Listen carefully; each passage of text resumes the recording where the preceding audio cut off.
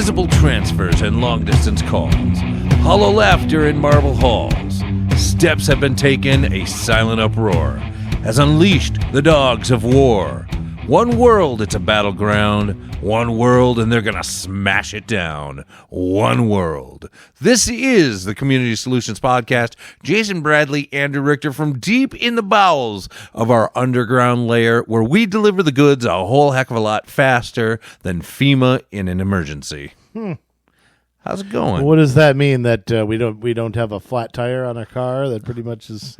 That we show up and do what we're supposed to do. You know, Jay, we were talking off the air Yeah. about what we should take away from this, and again, I feel so bad for what's going on in these parts of the country. You know, as more and more people move down there, which has been the trend the last 30 years or so. Yeah.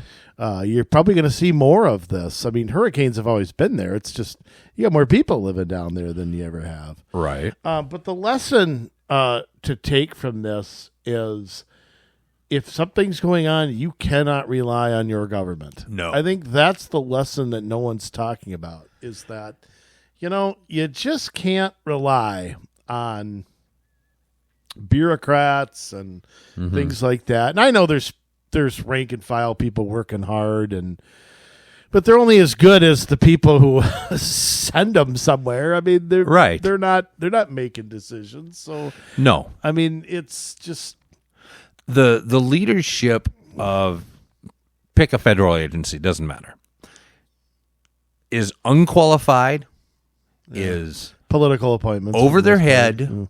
Yes. Political appointments, not just any standard political appointment, mind you. Although, if I may interrupt, appointing quote unquote experts Yes. isn't so great either. Well, no. Yeah.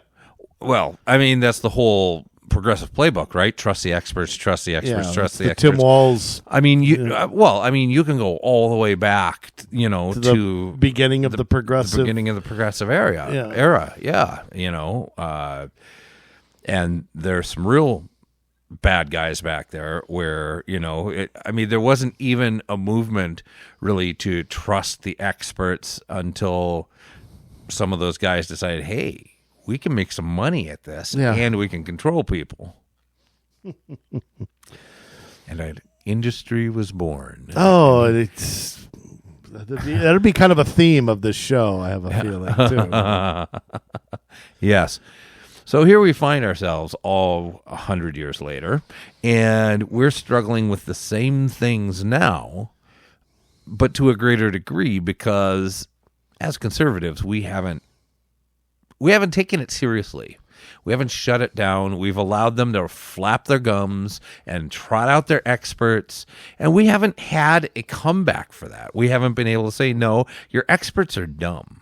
Your experts give opinions and then shut everybody down. Well, and also, if you call them an expert, that means any criticism of them, it's all to shield from criticism. Well, Right, the right. experts, you're a peon. Hey, shut up. You have no right to say anything. Right. I mean, that's really, I think, part of it, too, is to get people to be quiet. And also, I don't elect experts. I don't elect heads of departments. And that's another thing. There's no accountability there. By the way, the song, I Swear I Know. You might. But I don't know who sings it. Okay. The Dogs of War. Yes. But I don't know who sings it. You want to believe it or not. You want to venture a guess? Well, it's what, like 70s rock? I mean, The 80s. Okay, 80s. But a band that was around in the 70s.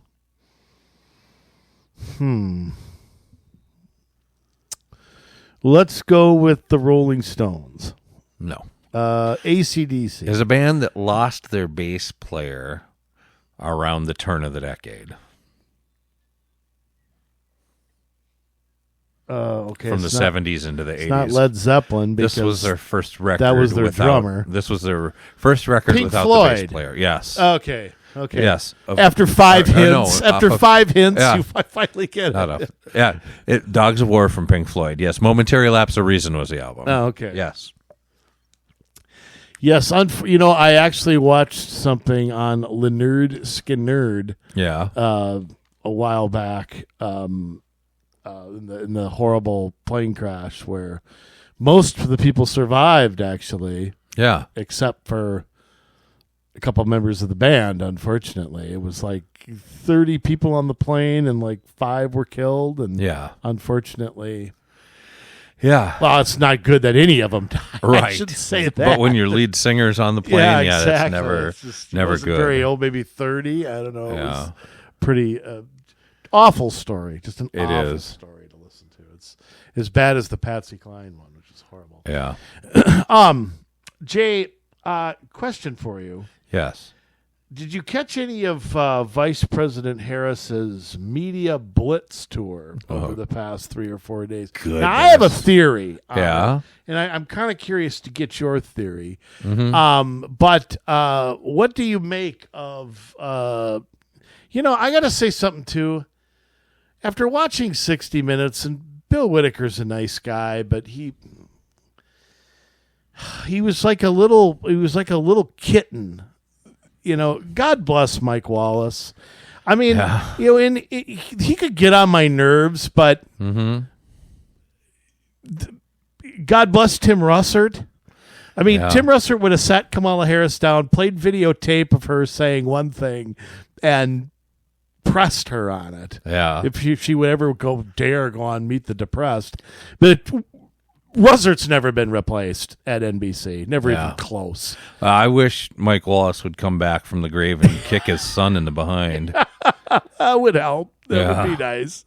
But just, there was a time when 60 Minutes, when he was around, set the standard for the rest of the media, I think. And I didn't realize, because Wallace was a guy who could get under my skin a little bit. But maybe that's what a good reporter does. Well, they should. They should be fair. It shouldn't favor one side or the other. We want the truth from our news organizations. Well, yeah, and you want a story. You want answers when you get something. I mean, I have spent the entire week trying to figure out what the Harris campaign is doing. Yeah, because I don't here's what I don't get. If you are an undecided voter and you're going to tune into The View, which you probably don't watch. Yeah. A bunch of plus-size women and racists. Harris fits right in. What are you supposed to get out of that? I mean, who is that aimed at? Who watching that 60 Minutes heavily edited interview? Yeah. It was actually only about 8 minutes of her, and I learned nothing from it. Right. What are you supposed to do? That's supposed to make you run and make a donation or something? I mean, what was the point of it? Because I don't know. I don't get going on and having nothing to say, nothing new to add, nothing substantive and you're not going to get pressed on it on these shows. So what was the point? But I did think on the View interview, we did learn something. Yeah, she's not going to change anything. Poor question. Huston didn't mean to do that. Didn't mean to ask her that question. And you could see Harris's blank look. Yeah. The Can't burden think of of anything. Biden is a problem that requires. There was nothing to say. I can't think of anything. But this is where I go back to journalism, and I mean Bill Whitaker. How do you sit down now? When he asks her a question about the economy, okay, I already know what her answers are going to be. Your job is to get beyond that. Right. So she gives her word salad answer for 3 minutes. We already know the backbone is small business and home ownership. We know she's going to say that. Yeah. What I'm building is an opportunity economy. Then the next thing he asks is, how do you pay for it? Now you know what her answer is going to be. Yeah. We're going to tax the Tax rich. the rich. It's just a push button answer. What's your next logical question? What's their fair share? Why does she never have to answer that? Yeah. And he just sits there and, Madam Vice President, with all due respect. It's like, all due respect, you asked her 10 questions, she didn't answer any of them. But how do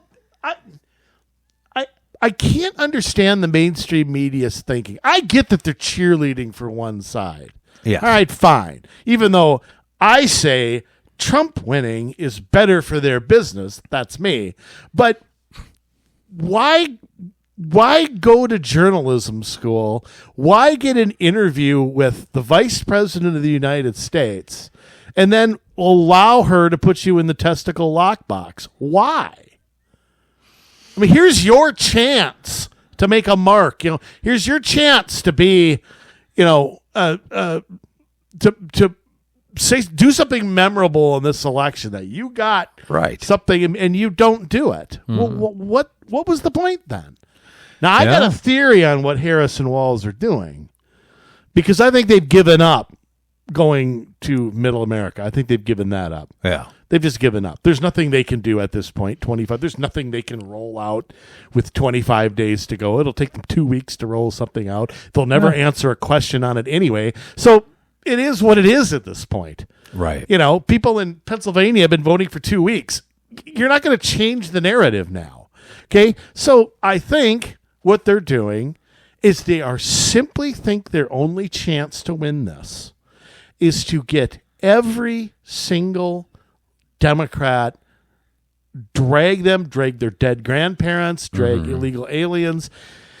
That is the only chance they've got, is to drag that base out. I mean, they're not even Obama gave a speech today that was just as bad as Harris. Yeah. And Obama's normally at least good at making sense. I might disagree with 95% of it, but Obama's not a dumb guy. No. But you can tell that he's not comfortable campaigning for somebody else. Right. He's like, and then he goes, wait a minute, Harris.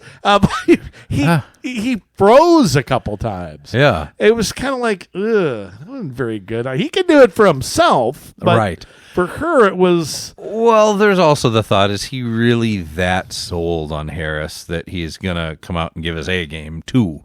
Because I don't think she was his pick. I think Mark Kelly was his pick, and this was a coup against Obama by Biden, even though I'm not certain that Biden likes Harris all that much either. I think Harris was the only logical pick at that point. Yeah. If this happened in March, you could have a mini primary. Right. In July, you couldn't. Harris is the only one who could spend Biden's money. Yeah. Harris was the only person that could, look, they'd had an open convention. Yeah. Who knows what would have happened? They can't control it. Remember, right. the movers and shakers in the party, whoever that is, whoever the people who gamed it for Hillary to screw Bernie, whoever got everybody to drop out to slide Biden in 2020, whoever's doing that is who made this move. I don't know who that is exactly, but whoever's doing that is running this administration. Yeah. So I don't know who those people are. So, there's one theory is that Obama is one of the people behind it, but I don't know how much I buy that. I mean, I don't know. I just think that, it's again, who maneuvered Robert Kennedy and Dean Phillips out of there and wouldn't let them compete for the endorsement or the nomination. I mean, somebody did that. So I don't know. Whoever is running it, I think they've made the decision that all they can do is go on late night TV, which I don't even know who's on there anymore. I don't watch it. You have Kimmel and you have Seth Meyers. Colbert, Stephen Colbert. Yeah, or Colbert. Whatever, however you pronounce it. Colbert. Can I ask, what has happened to Howard Stern? Yeah. I mean, Howard Stern 30 years ago was an FU to anything corporate, anything elite, anything. That's how he became him. Yeah. And now he's one of them. Licking her boots. He lives in a high rise, has food delivered to him. Yeah. That's what he is now. Right. What's happened to him? I don't know if old age makes you soft or money Stern, makes you soft. Listen to a Howard Stern show in the 90s and tell me how politically correct it was. Right.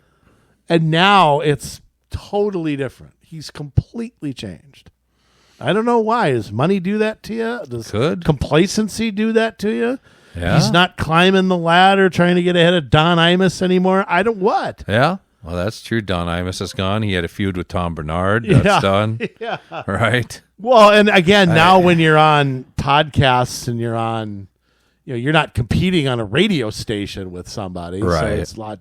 The market's totally. He's changed. got his own channel on Sirius or whatever it is, or XFM or whatever it used to be. I think they combined actually. Yeah. And so, where's your competition? You got your own channel. Where are you going? Well, it's sad because I had a lot of regard for him, even though he I disagree with some of the things he said, but that goes for almost anybody. Anybody who can make it and screw the system is just. Yeah. I have a grudging respect for, and to see him become a lapdog for liberal elites is, we owe us all to Donald Trump. We owe all of this realigning and this changing to him. But this is what I don't understand. And it's not just Howard Stern. I mean, you look at, Bruce Springsteen, you're the blue-collar singer. You're the working man's musician. And then when you have a presidential candidate that's for the working man and not for the elite, you tear him down and you side with your elite buddies. Yeah, it's just habit with Springsteen. I think he doesn't understand that. I think he's a Democrat from a different era. I think he's not grasping that that's changed. Yeah. Look, wow. What was the last time Bruce Springsteen had to punch a clock and go sweat out a living? No offense. I don't begrudge anybody's success, and he's been a very successful person. I love some of his songs. I do too. And I mean, he's been an icon for many years, and I respect that. Anybody who can do what he's done is and still does is. Yeah. But I think Springsteen suffers from the not recognizing this isn't my party anymore. This is the party of academia. This is the party of snobs and there was always that in the Democratic Party, but it's changed now. This is the party of people who are hyphenated Americans. This is the party of this is the war party. Yeah. Which is strange that Bruce Springsteen doesn't call out Ukraine, call out what's going on under the Bush administration, he wasn't quiet about it. Fair enough. But why now is he silent? Why is he in the testicle lockbox? I don't understand it. It's become the party of insufferable zombies that couldn't name three concurrent words in the Constitution or Bill of Rights. Huh? What's that? Well, it's become the anti-free speech party, too. Oh, it has been. Anti-free speech, anti-religion, anti-guns, anti-press that doesn't agree with the government. If you don't fall in line with the talking points of the party, you are enemy number one.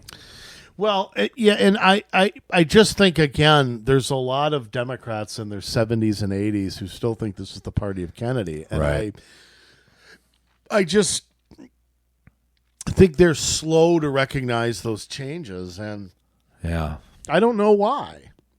It's like, do you agree that a 5-year-old boy can become a girl? Nope. Well, if you don't, then do something about it. And I think, you know what I think? I think the censorship is also on fellow Democrats. Yeah. To not get out of line. And I think there are a lot of Democrats who don't agree with that who are afraid to speak out.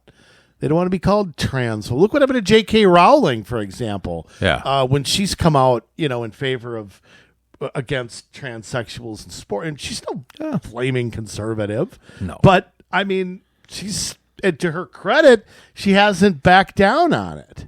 Yeah. But they just come after her, and it's like, what happened to you women's rights people? Yeah. You think it's all right for a biological man to go compete with women and destroy their sports? It's not okay. It's never been okay. Yeah, so we wouldn't even have dreamt about this 10 years ago. Yeah. I mean, really. Probably not. We would have, what are you talking about? Like, we would have had a visceral reaction to that. Yeah, Democrats would have had a visceral reaction to that. Exactly. Yeah. That's what I mean. We still do as conservatives, but as liberals, that is something. I mean, they've really shifted. They don't think they've shifted, right? They still think that they're standing up for rights. So, the downtrodden, the oppressed, the disadvantaged. But they've made up a whole new set of rights, and we'll talk about that a little bit later as we get into the other subject. But that's the whole thing. It's like, oh, we're still the party of individual rights, but they made up a whole new set of rights that never existed before. These are rights that are granted by government, not by God. Yeah, well, but they don't believe in God. Right. Government's their God. Well, and that's the thing. There was a poll recently that came out, and you look at the people that identify most with the Democrat Party, and it's like 80% of atheists.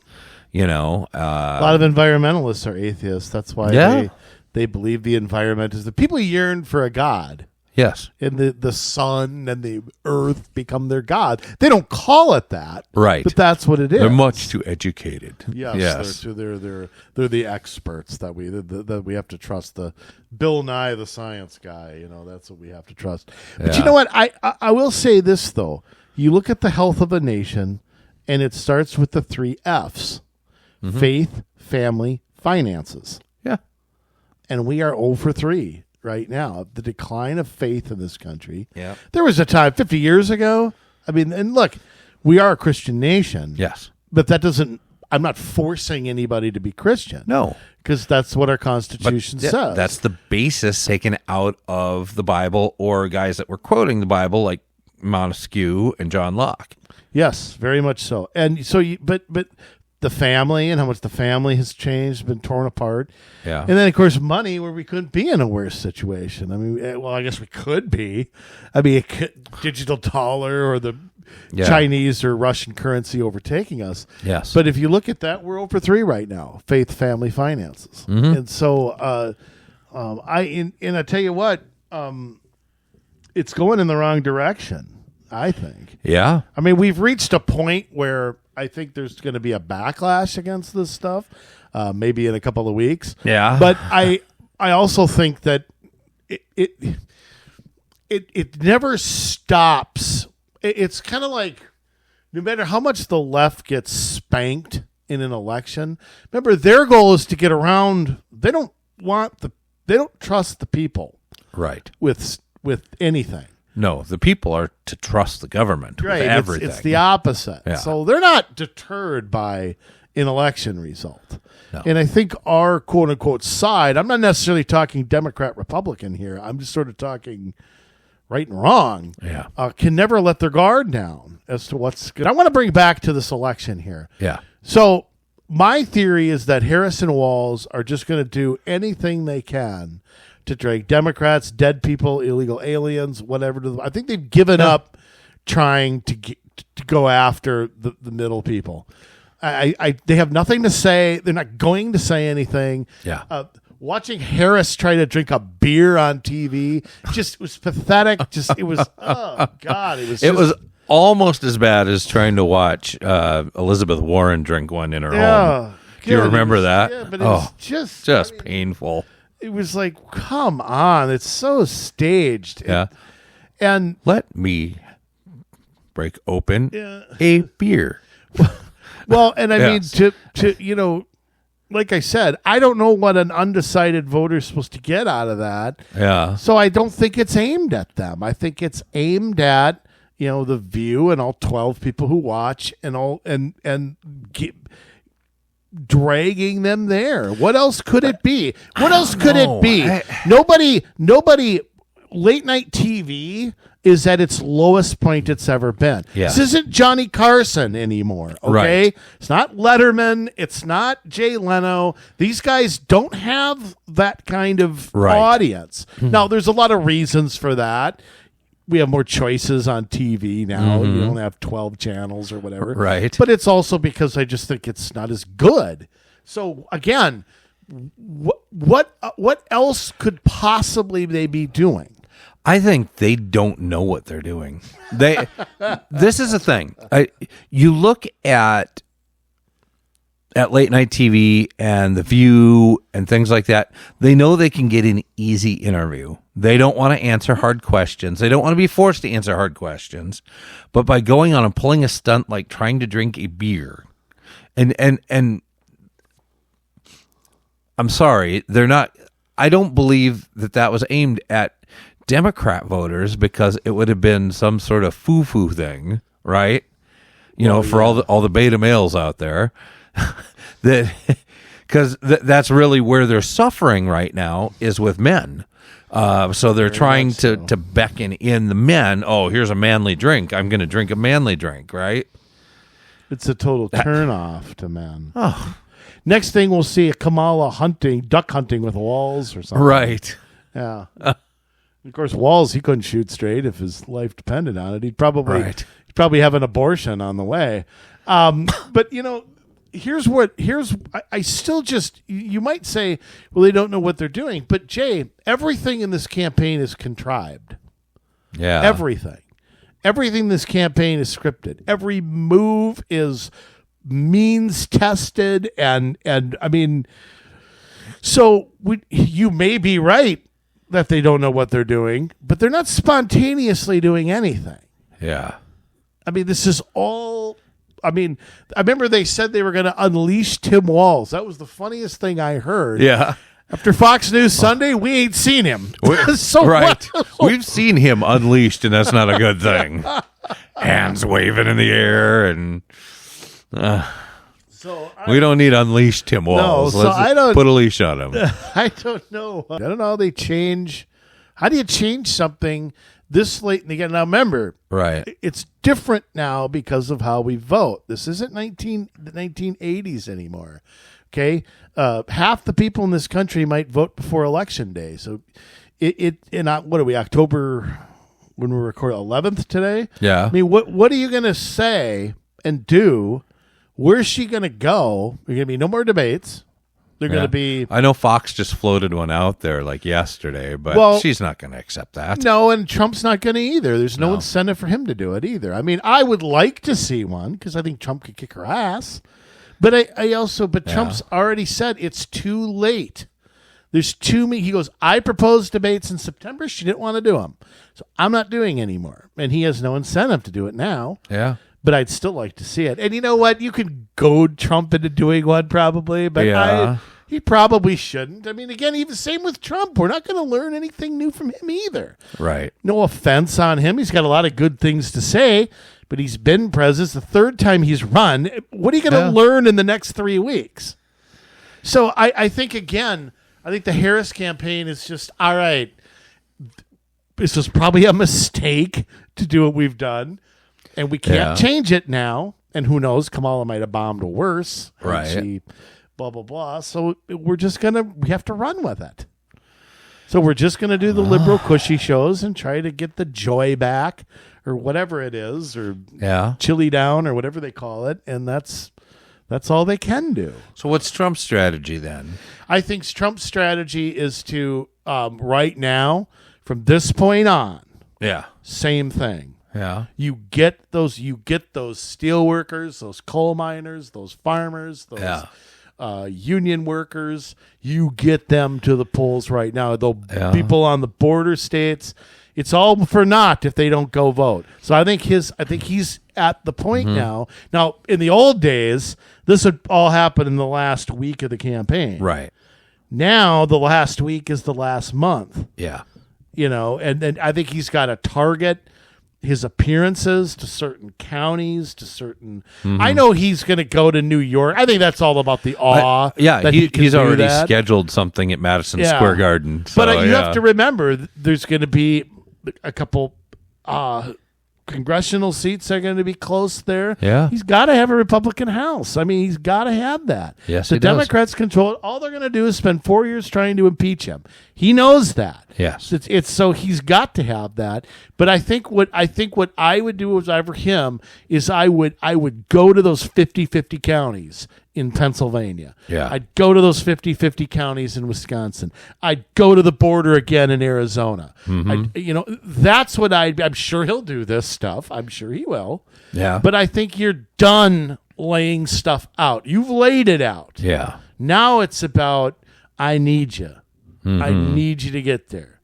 And luckily, he has put in an apparatus for this that he didn't have in 16 or 20. He won in 16 without it. Yeah. But I think now it's a has to be. Yeah. So, and there's some evidence, like we talked about on the video we did in North Carolina and Virginia, which track by party who's requesting absentee ballots, that it's much better. I mean, they're going to lose they're going to lose that. Yeah. Trump will win on election day no matter what, but the margins are what matters. Yeah. And I'm concerned in a state like North Carolina about election day voting and making sure people get there, making sure people get their absentee ballot that, we talked about. You live up in a mountain, you live 25 miles from your polling place.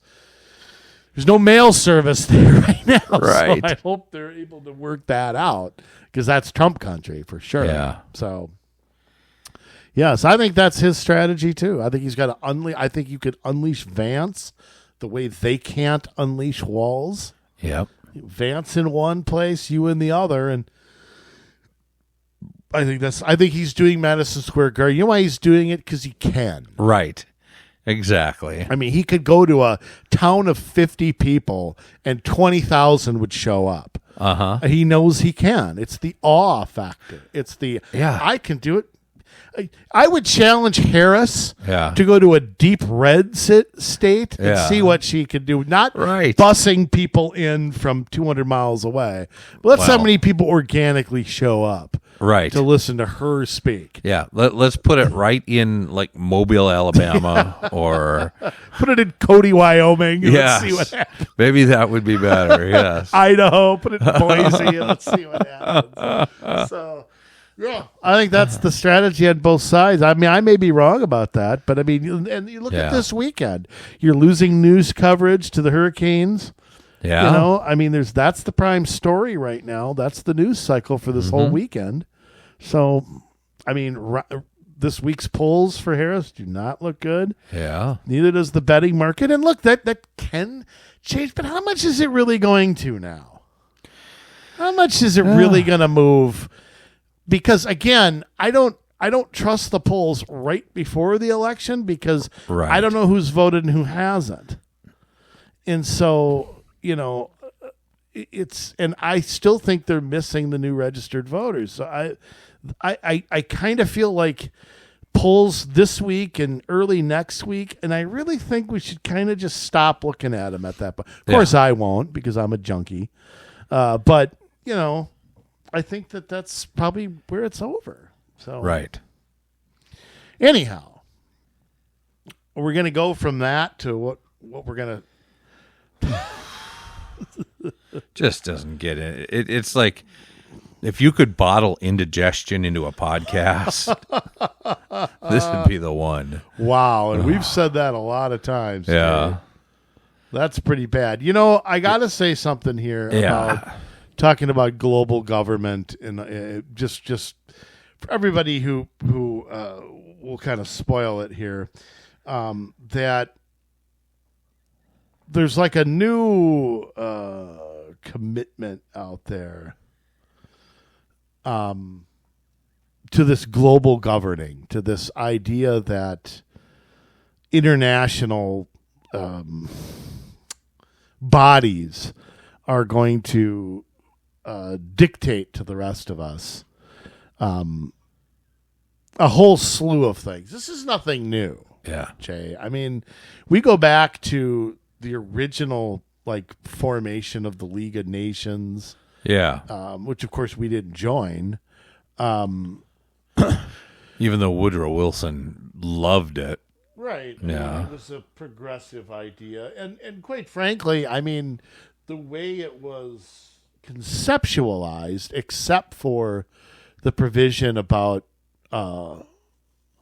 war, kind of like the way NATO's framed, right, was never going to fly, especially back then. I don't think it should fly today. I don't think we should be dragged into a war because two other countries a continent away are sniping at each other. But the concept of League of Nations, the concept of I just want to ask you a question here.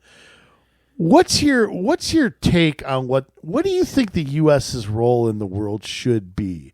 I mean, do you think an international body should exist for any reason?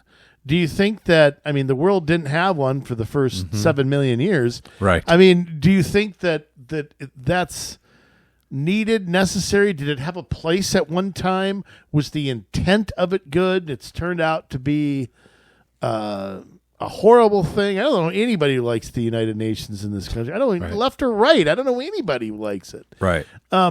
What do you see the role? Do you see...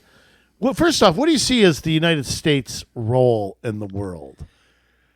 Okay. Now, that's a complicated question, but I mean, I'm not just talking militarily either. Right. What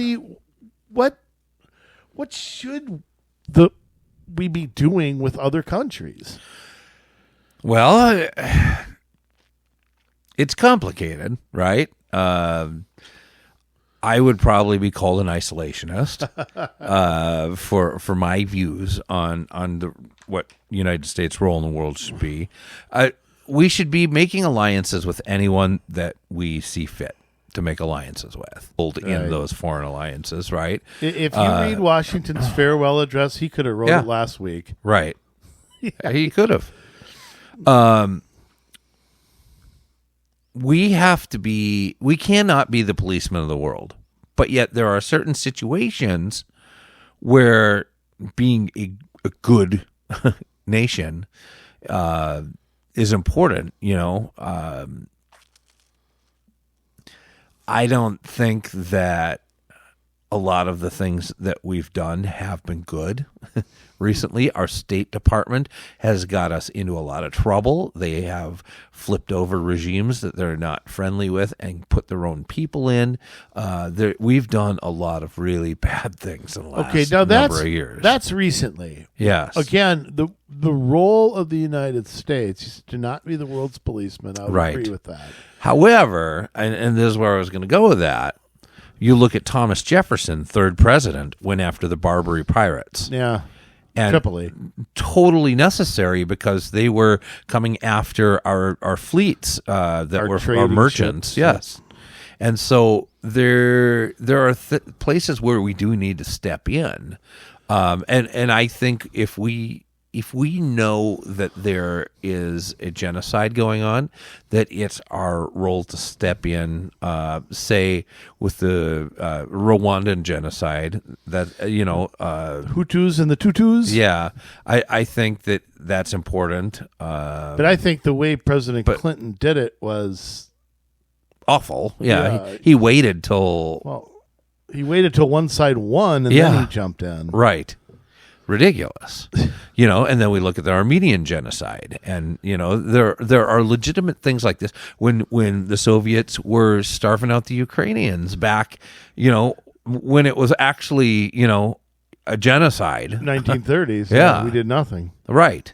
Those are times where we should have stepped in. I'm not saying you send your military always, but I'm saying you put pressure on, you use sanctions, you do and stuff, that putting in sanctions on bad countries, putting in... So we're going to go back to William Howard Taft's dollar diplomacy, huh? Taft was great. Taft was awesome. Taft was great. So you put sanctions in on... Very smartly stayed out of conflicts, by the way. Absolutely. Now, how is it William Howard Taft was in between Teddy Roosevelt and Woodrow Wilson, who won Nobel Peace Prizes while being war hawks? Right. Taft, who actually did everything he could to avoid conflict and go to get peaceful solutions. Right. He got nothing. Exactly. He's not even remembered. Now, I think World War II is probably a war we should have been in because of what was happening to the Jews. Even though it was Japan that dragged us into the war. Right, exactly. We waited until Japan bombed the us. Genocide, the concentration camps, I don't know. I don't know when we knew they were going on. Yeah, but, our government knew before we knew.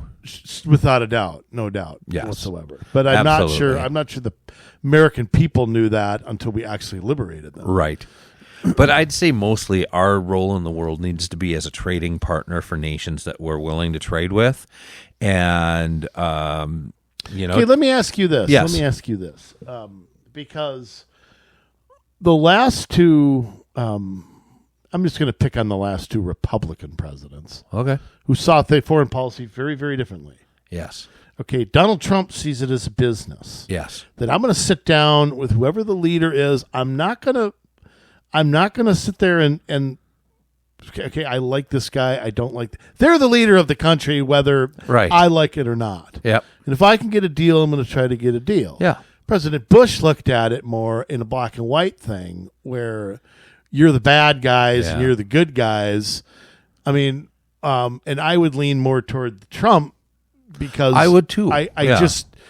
just think, again, saying the good guys and the bad guys, we're only going to deal with these people. Again, that's being the world's policeman. That's how you get dragged into every conflict Right. on the face of the earth. That's how we got dragged into Iran. That's how we got dragged into Grenada. That's how we got dragged Right. in Afghanistan. But you Trump name did it. use those policies too, using sanctions, using tariffs to hold Economic pressure right to try to make change.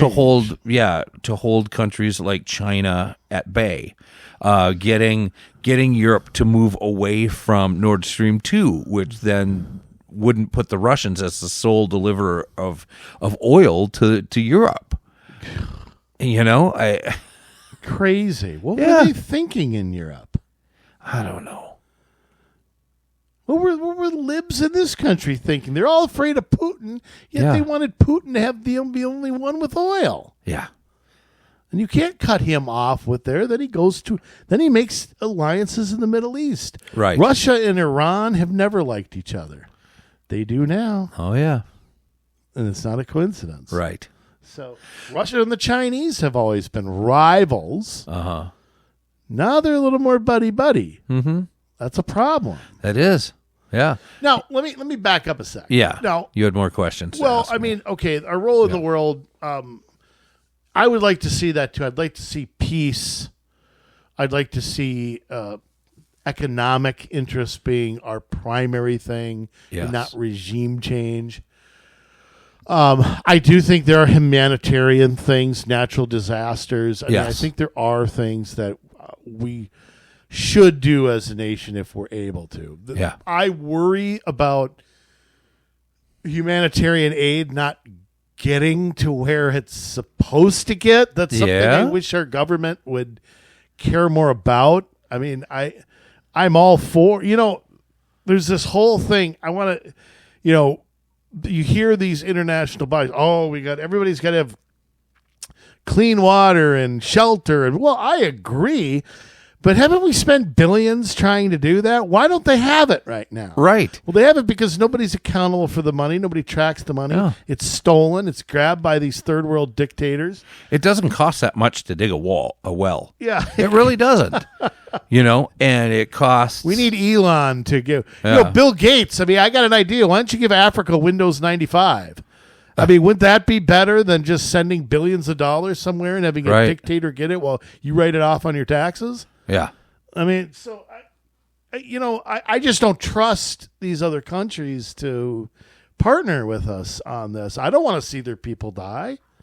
Who wants to see that? I don't want to see that. I don't want to see anybody starve. Right. But if all the money, it's kind of like this. It's kind of like poverty here in the U.S. If all the programs we spent, all the millions of dollars actually went to the people rather than 80% of it going to government bureaucrats, Yep. those poor people wouldn't be poor anymore. Oh, I know. But yet the size of government keeps growing. They keep hiring people. It takes more of our tax money in benefits, in salaries, and it is not going to the people it needs to go to in order to see change happen. It's just not. Sick.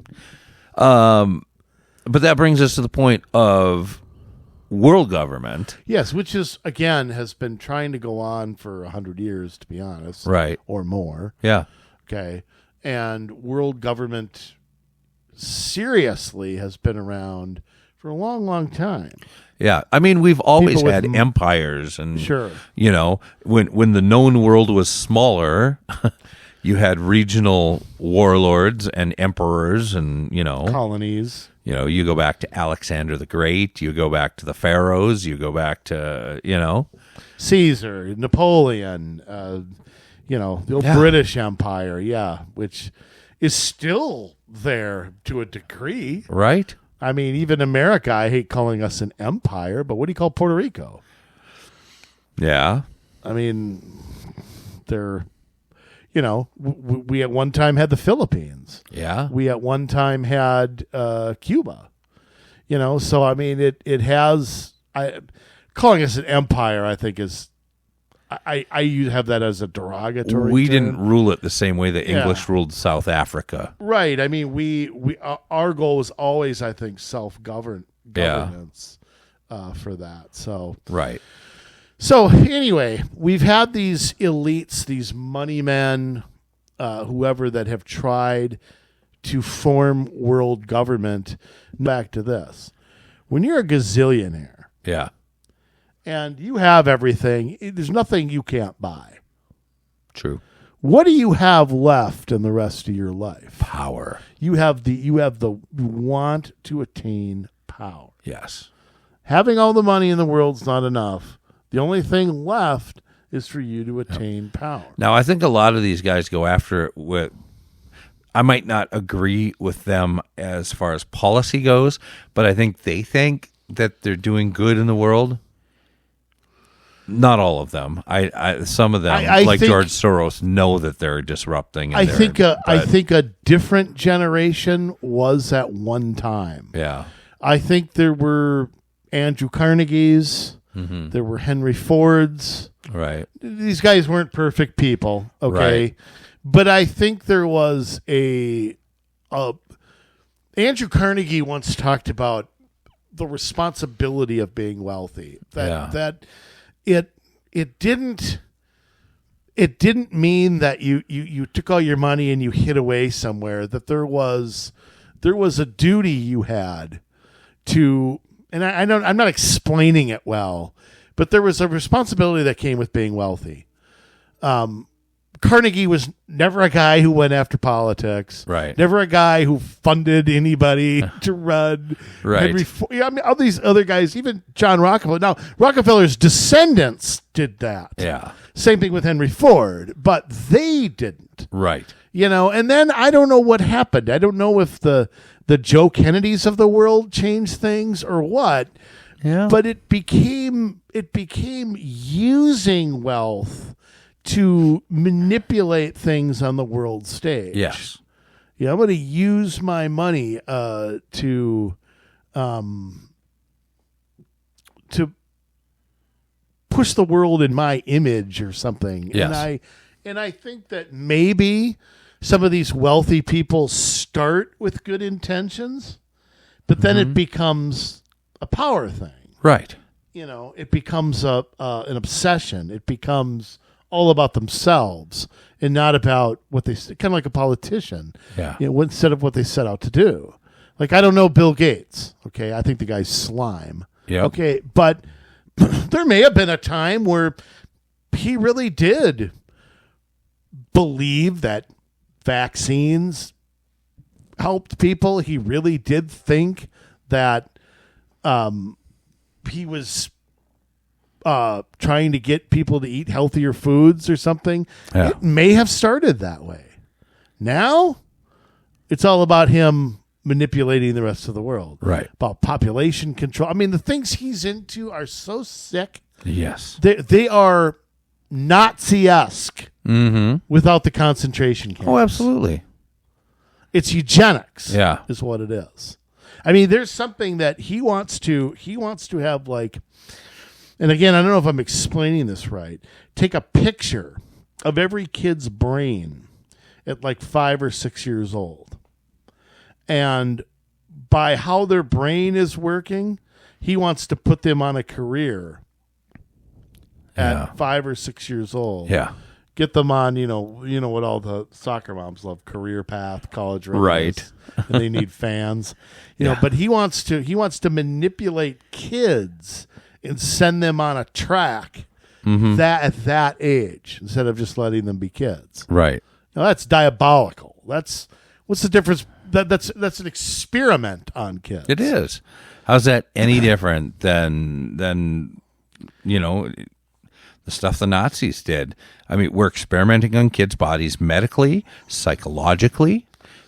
Applying them with pills. Yes. It's screwing up their heads. And we're seeing it. We're seeing it in kids' health, mental health, weight. Mm-hmm. We're seeing it in I would argue, their fire and desire to do something with their lives. Yeah. I mean, it's horrible what we're doing to kids nowadays. Terrible. Awful. But anyway, we're flying around here because the UN is at it again. Now, Jay, I mean, you can go back to the Bilderbergs. You can go back to the Trilateral UN Commission meetings in the 70s where they wanted to abolish private land. And so this isn't anything new. Right. The difference to me right now is how brazen they are. Yes. I remember when I first studied Agenda 21. Mm-hmm. This is around the time you and I kind of started, not doing podcasts, but kind of started talking a lot about this stuff. Yeah. And I remember trying to find info on it at the UN, and it was like taken down. Mm-hmm. It was like there were like broken links. There were like, Yeah. I remember learning about Agenda 21 largely from the alternative media. It wasn't what it was then, Yeah. but it was people like Alex Jones, and it was people like that. There were very few outlets to learn anything about it. The North American Union, that was actually proposed and supported wholeheartedly by Mexico, but proposed by the Council on Foreign Relations, and it was not a conspiracy. This was actually talked about. They were in documents. Yeah, they wanted a common currency. They wanted federal highways to have international law, tracking of packages along the route. No borders between. Not that we really have one right now, but no borders at all between Canada and Mexico. But it was eye-opening to see that stuff, but not easy to get info on it. Yeah. You go to the UN today, they're putting it out there and saying, "What are you going to do about that?" That's what they're doing. Yeah. I mean, it's right there in black and white. This is just from, what was this, about 3 weeks ago, Jay? They voted on this. Yeah, something like that. What the September 22nd, 22nd through the 25th, kind of is when they were dealing with it. It's this groundbreaking. Been doing this for decades. Yeah. Pact for the future to transform global governance. Now, 20 years ago, the term global governance would have never been on their website. No. It is just in our face now. We're going to have global government whether you like it or not. We're going to censor you whether you like it or not. We're going to take your money whether you like it or not. We're going to have you be a slave whether you like it or not. It's right here. Yes. This entire front page. And to me, that's what I talk about are we going in the right direction or the wrong direction? I try to be an optimist, but I'm not. I try to be. I try to, I try sometimes to look at the rosy side. But you just can't when you look at this. Right. I mean, you can't. cannot. And the United Nations, let's just say it for what it is. It's been a problem for a long time. It should have never come into being. You asked earlier how I felt about global government and if it was necessary. Yeah. There's two ways I can answer that. Is it necessary? Yes, because it's part of Bible prophecy that there will be world government and an antichrist over all the nations as its supreme leader. There is, huh? So I didn't read that verse. That's the book of Revelation, and there's passages in Daniel and Ezekiel to talk about that. Some in 2 Thessalonians. Anyways, one of these days, just off the subject, one of these days I'm going to read the Bible again. That's good. I haven't read it for about 30 years, and I think one of these days maybe I can quote a few things Maybe I could even stump you on a few verses. Yeah, I think you'd really enjoy it. I mean, the whole Old Testament, well, a lot of the Old Testament is a history book. Sure. Right? And a lot of it is actually a government book. I mean, if you look at all the things, and this is maybe for a different discussion, but you look at the story of Joseph, you look at the whole how Moses led the Israelites dealing with Pharaoh, the laws and customs and stuff that they set up as they established their new nation. You look at how Joshua led things. You have 1st and 2nd Samuel, which is about King Saul, King David. You have all the other kings. You have 4 books: 1st and 2nd Chronicles, 1st and 2nd Kings, all about the kings of Israel and Judah. You have Nehemiah, which was a servant of the Persian Empire. You have before that Ezra, which was the fulfillment of a prophecy where the King Cyrus of Persia allowed the Jews to go back and rebuild their temple. You have, I mean, all throughout the Bible, God is a God of government and good government, and it was put in place to protect our freedoms. And the moment that it becomes evil, it is incumbent upon us to do something about it, because in the Bible also says to speak out against evil. Yeah. You know, that's our job. Okay, so going back to global governance, yes, it's necessary as far as if you believe in the Bible that someday global government is going to bring about the end of the world. However, is it necessary for us to operate a world that is just and peaceful? No, it's not. Well, the United Nations doesn't do that and never has. Right. Funny story, if I could put it in there quick, because I'm proud of this, and I want to make sure this is preserved in memoriam here. That there was, when would it have been? Probably in between 2005, 2010. I can't remember the year exactly. Hennepin County, at their buildings downtown Minneapolis, used to fly an American flag, a Minnesota flag, and a UN flag. I decided to send an email to the powers that be in Hennepin County. Can I please have access to the meeting where you guys decided to fly a UN flag, because I'm interested in understanding why you're pledging allegiance to that. They did send me there was not much there, just the meeting notes of where they approved it, when they approved it, and then it came down. Huh.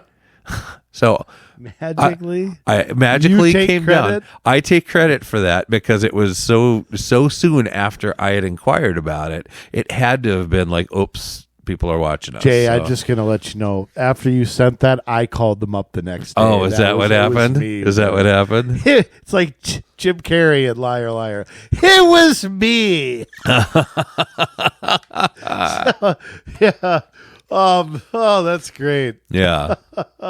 I've always been a troublemaker. Speaking of flags, that new Minnesota flag just stinks. Oh, it's awful. A third grader must have designed it. And that's an insult to third graders. I actually liked one of Ryan Winkler's tweets. Yeah. And I say thank you to this tweet that he said. He goes, you know, a new flag's one thing, but why did we consult 30 flag experts? Yes. In deciding that? And I was just like, I gotta like this tweet. He's 100% right for once. Yeah. It was just, he was all pissed off about it. Like, that looks like crap.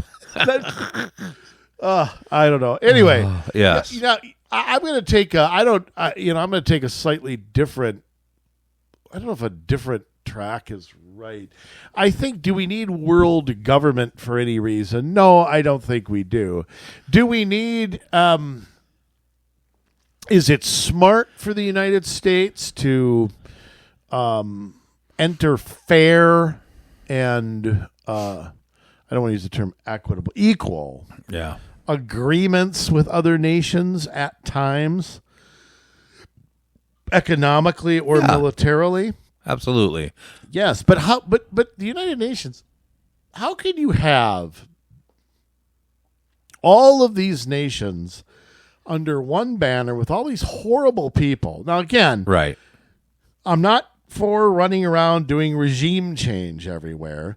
Right. But when I have to listen, when I sat, you go back to the 70s and you listen to Yasser Arafat go to the UN with guns in his pocket and lecture the world about peace. This is right after the Yom Kippur War. Right. I have to say, what kind of credibility does this UN have? Well, none. They're anti-Semitic. I mean, absolutely. When Trump wanted to move the embassy to Jerusalem, there were only... Goodness, that was what? I can't believe he ever got that Oh, accomplished. well, he just did it. Well, right, but there were 8 nations that voted in favor. You know what? Yeah. Trump played the card right, though. Yeah. He knew if he did it, they were all talk. Yep. Yeah. He called their bluff. But A weaker president wouldn't have done that. though. Well, nobody did it. No president did that. It's been talked about forever, and no president did that. But 8 nations voted in favor of it at the UN. It was us. There was a country in South America, and then a bunch of these little island nations out in the Pacific, and that was it. Yeah, all the big European countries all abstained. Oh yeah, there were a number of abstentions too, but yes. There was a whole lot of people that said no way, and you know, the most powerful part of the United Nations is the Security Council. We've let China into the Security Council. Russia's always been a Russia. part of it. I mean, so we've got these countries that are not good countries governmentally making important With decisions veto on a worldwide power, stage. which Russia has veto power. Yeah. I don't know what it's. God, it's just. I don't know what to do. What do you do to change? You know, I mean, I don't know that the UN. I don't think it can be changed or reformed. Only we can do it. I think only us holding back our money is probably the only thing that would work at this point. But let's look at this, Jay. Let's look at this in the area of peace and. By the way, the pact covers a broad range of issues, including. By the way, before I even get into this, how do we agree to this pact? Who's signing us on to agree to these goals? President Biden agreed to it single-handedly. Okay, but President Biden doesn't write treaties. Nope. So how is this?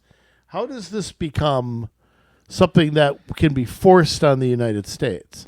Well, because he's taking it under the authority of the executive branch, not as an official treaty, like an executive agreement. It's if the United States is committed to doing anything on here, it's a treaty in my book. Mine too, because you're asking our country to enter into an agreement with other countries. That has to be ratified by the Senate. Yeah, and I agree. And normally your book's pretty thin, not a lot of pages in it, but I agree with that. No, but so now we went through this with Agenda 21 back in the 90s. We just agreed to it and began implementing it, but we never voted to be a part of it. Right. No, we didn't vote for it, but Winkin Blinken was over at the Summit for the Future as this was being, I guess, voted on by our ambassador to the United States, who is whoever worthless as well. So I don't even know who the hell that is. Yeah, but he spoke. And so, this is a really bad thing. I know we were talking about Agenda 21. I don't know if we need to build more on that to set the foundation, but it started with Agenda 21. It grew into Agenda 2030 as climate change became an important global issue, and now as we're including in equity and the drive towards censorship and digital markets and things like that. Gotta have censorship. Yes, absolutely. That's where this global compact comes in, because it's really taking governments and they're assenting to come under this thing, and it really controls everything. It controls environmental policy. It controls the policy with which we implement equity into everything.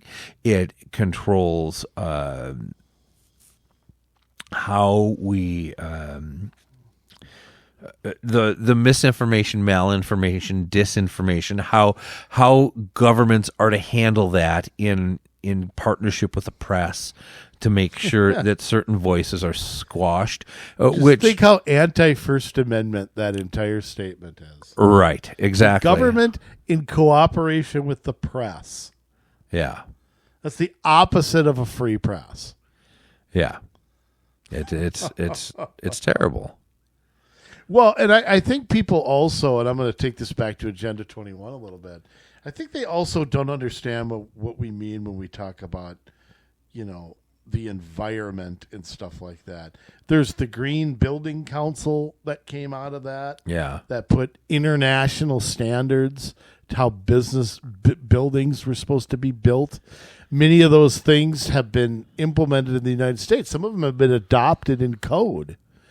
The Green Building Council, which whoever they are, right, who made all that up back in the 90s or in the 2000s or whatever. Well, and it's worked its way into all of our local building codes. Yes, it's everywhere. You'll find reference to it in a lot of those places. So it's when we say environmental policy, we're not. There's been a proposed carbon tax. Al Gore, when he ran for, actually it was in his book. I don't know if he actually ran on it. When he ran for president, but he wanted a North American carbon tax. I believe he testified that in front of Congress that Canada, the United States, and Mexico should put a carbon tax. And I don't know who was going to collect it. I don't know where it was going to go exactly. But I mean, I think one of the things that scares me the most is the money aspect of this, because you put a world tax on something, who are they going to target with that? Well, they're going to target where the money is. Well, the United States. The United States. They're not going to go tax Bangladesh. No, they're going to tax us. Oh goodness, no. Africa, Bangladesh. What are you going to get out of them? Nothing. Yeah, exactly. So you're going to. And, of course, the richest 1% will figure out how to get out of paying it. But that's the richest 1% of the people here. The richest 1% of people in the world are the middle class here, are even the lower class here are subject to those. The poorest people here in the United States are way richer than not that there's a middle class, but the general population in a lot of these third world countries. Yeah, no kidding. I mean, a lot of them don't have a big screen TV or a cell phone or they're busting rocks in some cobalt mine at the age of 10. Pretty much. That's so sad, but it's true. I want to just start with this here. The pact covers a broad range of issues, including peace and security, sustainable development, climate change. Oh, I thought that was global warming. Oh, digital cooperation, human rights, gender, youth and future generations, and the transformation of global governance. Key deliverables in the pact include the area of peace and security. The most progressive, look at the words they use. They're just out in the open. The most progressive and concrete commitment to Security Council reform. Now look at how they put it. Improve the historical underrepresentation of Africa so Africa's going to join the Security Council? Yeah, that's Blinken Egypt, in his speech what said country? that the African Union should have a place in the G20 and should be invited into the Security Council. Wow. Yeah. The first multilateral recommitment to nuclear disarmament. Good luck. Could you imagine Idi Amin putting his representative on the Security Council? Yes, today I could. Or Chuck Taylor, or and not the shoe guy. I mean, how about South Africa under apartheid? Yeah, of course they'd have been all for that. How about Gaddafi? Right. These are all great African leaders, aren't they? Which Somalian warlord are you going to pick? Yeah, no, probably all of the United States now. So, yeah, that's nuts. That's crazy. I mean, nuclear disarmament. There's more countries with nuclear weapons today. You know, Jay, when it was just us and Russia, Yeah. there was kind of we kind of kept each other from using a nuclear weapon. It was kind of Yeah. like the end of humanity if anything ever happened. Mutually assured destruction. Exactly. Yeah. Today, how many countries do you think have a nuclear weapon? Not the delivery system necessarily, because I think that's two different questions. Right. How many countries do you think have some sort of nuclear weapon? Well, here's what we know. All right. Well, two we know, but Right. United States, China, Russia, North Korea, India, Pakistan, Israel, England. There's other ones I suspect. Probably some other European countries that have them. I mean, France and Spain have probably access to them, all but that they kind may of not stuff. have their own. I don't know, but Under NATO, I guess you could count every one of those countries to a degree. right. I don't know that Germany has anything like that because of the setbacks after World War II. They and may not. having our military there, and I want to say West Germany might have been in the works for one. maybe. Maybe they abandoned it afterwards. I think don't know. if Iran doesn't have the warhead at least built, they're really close. Yeah, I think they don't have the delivery system, but Yeah. I do think they have the technology. Right. I mean, So I'm going to but- suspect it's 20 countries. Yeah, probably. Maybe 10 we know for sure, and another 10. And I bet 40 more are working on it. Oh, absolutely. Anybody So- that can. So how are we going to disarm them? I love the goal of totally eliminating nuclear weapons. Yeah, right. Yeah. Well, what do they say about that? What is that? Is that the nuclear freeze? Are we They going say back to the freeze? Only 9 countries, according to Google's AI, have nuclear weapons: United States, Russia, United Kingdom, France, China, India, Pakistan, Israel, and North Korea. So I named most of them there, didn't I? Between you and I think we got them all. And then Iran, and if Iran actually does get a delivery system, we're in a lot of trouble. Yeah, no kidding. It's Yeah, I mean, look at Israel's defense shield. I mean, even that had its cracks. right. So, And if Iran, we need to look at this, because if Iran gets a nuclear weapon, it's not going to be just Iran. They're going to be putting them with Hezbollah in Lebanon, with the Houthis down in Yemen. They are going to be putting them in Iraq. They are going to be Syria? They're going to be spreading them throughout their entire evil empire. yeah, that whole region. I mean, you've the already caliphate they're trying to create. I mean, you've already got Pakistan and India to their east that already have them too. I mean, yeah, it's pretty scary. I mean, when you think about it, but I mean, what I fear, and you always have to fear a nuclear attack. Yeah. But the other thing I fear is going after our grids and things like that. I Right. mean, because here's the thing. There's a tough decision, I think, to launch a nuclear weapon. It's happened once in the history of humanity. Right. But if you want to knock out New York City's power, well, that's not the moral dilemma that dropping a bomb is. I mean, although a lot of people are going to die. Possibly, but it's not the direct killing that a nuclear weapon would be. It's byproduct of shutting the grid off. Yeah. Or smashing it to smithereens. And our infrastructure around that is pretty suspect right now. Yeah, and that's a smaller... Especially as we keep going green, because that's less reliable and it's going to be harder to replace. But right now, they say that Russia and China have the technology, and the United States has the technology for EMPs, and that... or was it? There were two other countries that were working on it. Iran was one of those, of course, and North Korea was the other one working on it. So, yeah, all the bad guys have them or are working on them, and we're the only thing standing in the way. So, yeah. There goes my optimism.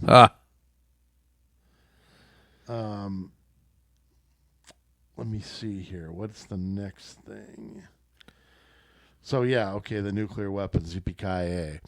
Agreeing to strengthen our international framework that govern outer space. Really? So what's that? NASA's now got to get into a union? Or no, it's not about NASA. It's about Space Force and developing... the whole Reagan theory on Star Wars. Oh, on SDI. Yes. Yeah. So it's all about that. So they're going to tell us how to put a shield over our own country? I think they're going to try to say we can't. Oh, well. And so that we can't. So much for disarming. That we can't use satellites to fire weapons at other nations. I think it's to keep that whole space race from happening. It's interesting. I've always thought a war in space was kind of the next thing. Yeah. Our sustainable development, climate, and financing for development. Wow, this ought to be fun. Yeah. The entire pact is designed to... Boy, if this don't give you heartburn, there's no Mexican food around, is there? Yeah. The entire pact is designed to turbocharge implementation of sustainable development goals. Ugh. Yeah. I love the first point. Giving developing countries a greater say in how decisions are taken. Really? Why do they get a greater say? You know why? Because third world countries are already owned by them. Right. You know how they would have the greatest say? Complete independence from the UN. And then anything that they want to do, they can do. Yeah. Isn't that great? It's called independence.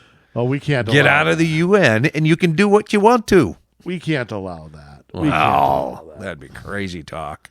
Mobilizing more financing from multilateral development banks. I don't like that statement at all. No, and that's where they're going to use the banks as a weapon, so that if you're not meeting certain green goals, if you're not towing the line on equity, on the climate, that you're not going to be able to get financing. Exactly. Yeah. What do we call that? It's the there's a term for it. I'll think of it. Okay. Accelerating measures to address the challenge of climate change, including delivering more finance to help other countries adapt to climate change and invest in renewable energy. I got an idea. Yeah. Why don't we take like the biggest polluters in the world, which would be, China, Russia. Why don't they do that? Sure. I mean, you take a third world country, what effect is that going to have on the climate compared to China? Yeah. But of course, China's one of the people in charge. We're the only ones. So they don't have to. We're really the only ones that are doing this stuff. You know that. Yeah, it's like J.D. Vance said in the Democrat or in the vice presidential debate. One of the best things you could do for the climate is to bring the business over here. Yeah. and not chase it overseas. That's one of the best things you can do. Absurd. Yes. Oh, wow. A commitment to consider ways to introduce a global minimum level of taxation. A global minimal level of taxation. Mm-hmm. Of course, it will be not going to be aimed at a third world country, right, Jay? Right. No, that is American dollars going to the rest of the world. That big sucking sound you hear, check your wallet. I love the net zero emissions by 2050. Yeah. Their old goal was net zero emissions by 2030. Right. Amazing how it's always changing. Right, because they can't do it. It's such a horrible problem that in 30 years we're going to address it. But yet we do have to take it seriously because they want to not only get everybody in electric cars or on trains or buses, they also want to cut out flying for the most part. Unless you're an elite, you can fly whenever you want. Sure. Otherwise, you're just very limited in when and where you can fly and for how long and how far. They really want to limit your travel. They want to limit what you're able to own. They want to limit how high you can put the heat, how low you can put the air conditioning. All of these things go into the climate agenda, and so it really is the Green New Deal coming to life, even though we've never on an international level. Even though we as a country have never voted. We voted on it. We voted no. Yeah. Just to be clear, this is to implement that around Congress. Without a doubt, just horrible.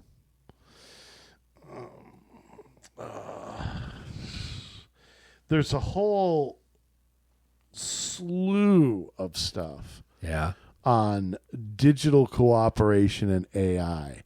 Now, this is where I get really afraid. Yes. Because I don't want everything to be,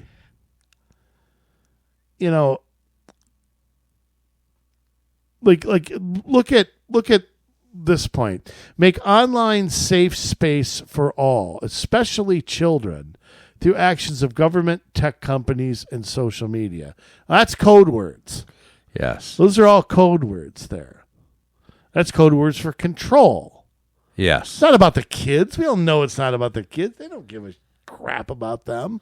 Right. It's using kids as the red herring to as an excuse to control what people can look at and see and talk about. Yeah. This isn't keeping porn away from kids. That's not what they mean by that. Right. So, I mean, AI is something I find scary. Yeah. I just find AI scary.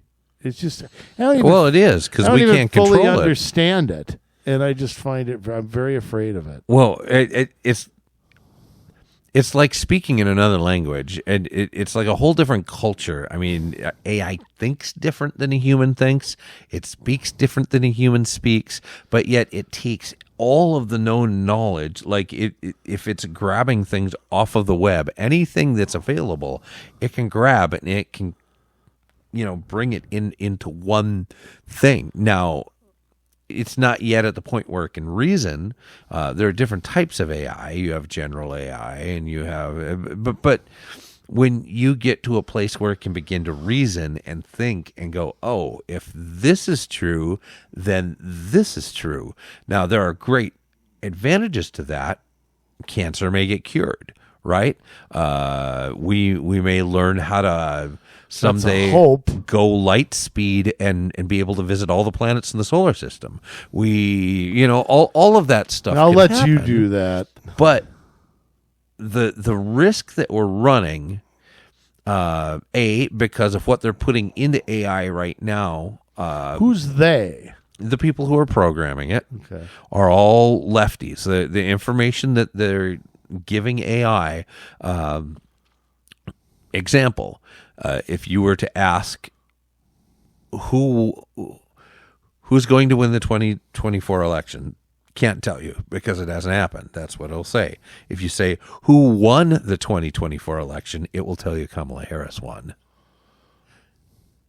But who's manipulating that? The people that are programming it. They're putting this bias in there. Remember, it was maybe a year ago where they were talking about show me pictures of George Washington, and a number of them were like black, or like it was cutting all the white people out. People were putting this bias in as they programmed it. So AI is very dangerous, and with right cause, a lot of people are afraid that it could be the end of humanity. Will it be? I don't know. I mean, that's not within my realm of knowledge.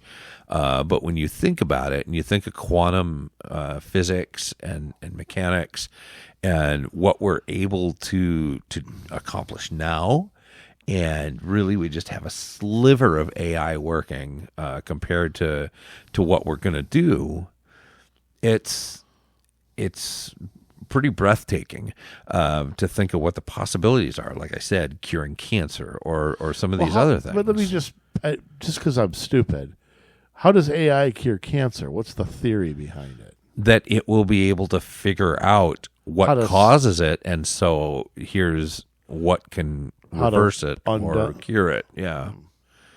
Yeah, but by just making scientific computations, by feeding information right into it.